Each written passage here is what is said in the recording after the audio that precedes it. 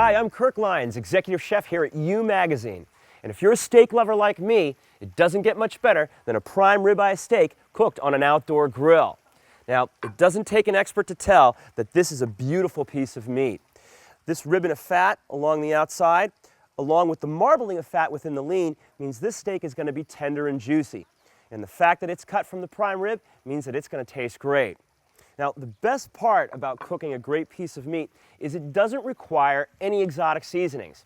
Any steak purist will tell you all you really need to properly season a steak is a coarse-grained salt and freshly ground black pepper.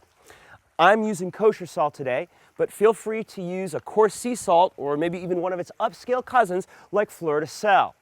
Now, the reason for this minimalism is that when it comes to flavor, you can't beat great steak. So it makes no sense stepping on the flavor with a sugary sauce or a store-bought spice blend.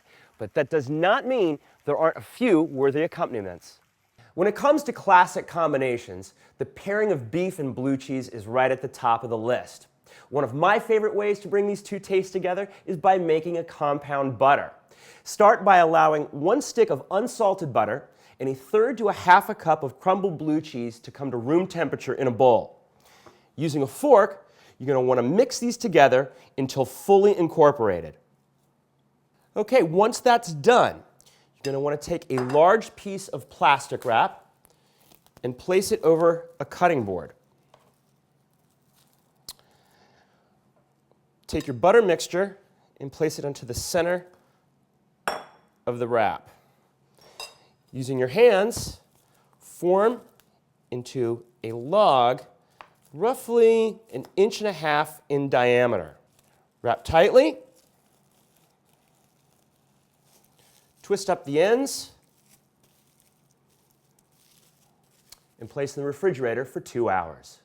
Okay, my compound butter has chilled, my grill is hot, my steak is at room temperature, we are almost ready to start grilling. Before we get started, we need to season our steak. We're going to begin by brushing a little extra virgin olive oil onto each side of the steak. Now, there's 2 reasons for doing this.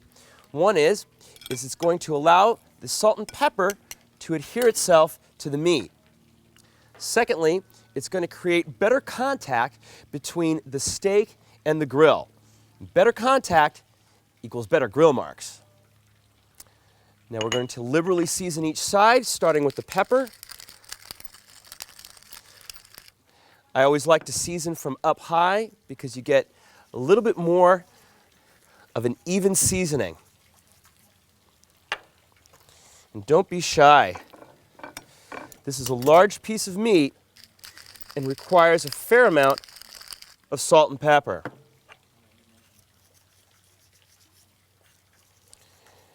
Now we're ready to start grilling. Now, I have determined that this right here is the hottest part of the grill, so that's where I want to do my cooking. But before we get started, we have to take notice that this steak is 1 inch thick.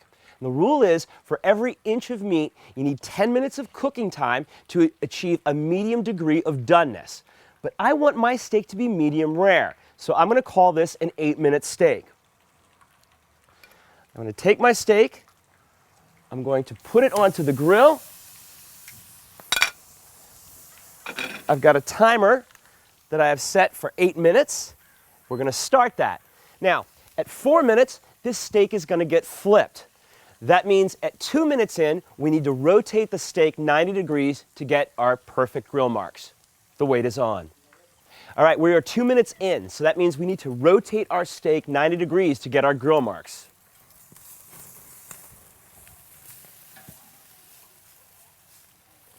At the halfway mark, 4 minutes in, time to flip our steak. And look at that. Perfect grill marks. All right, another 2 minutes has passed. This means we're going to rotate our steak again. The reason why you want to do this is going to give us grill marks on both sides. When you go to present the steak, the side with the best grill mark wins.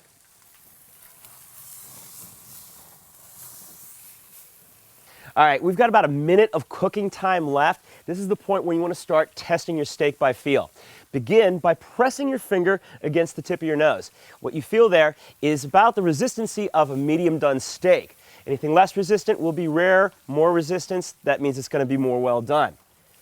I'm testing my steak, and this feels medium rare, so off it comes.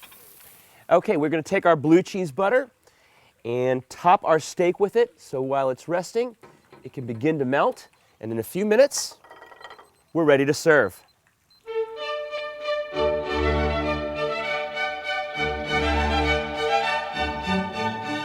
Dinner is served. Now, as you can see, I'm serving this dinner to myself. It just looks too good and smells too good to really serve it to anybody else. But the real test will be is if I got this steak medium rare. Okay, there we go.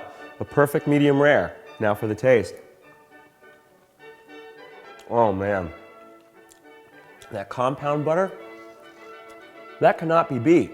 Now, you're going to have butter left over, but don't worry, because you can put it on vegetables, baked potatoes, spread it on bread, sandwiches, it all works. I need to take another bite. Oh, I almost forgot. Keep Reading You, the online magazine dedicated to your favorite subject.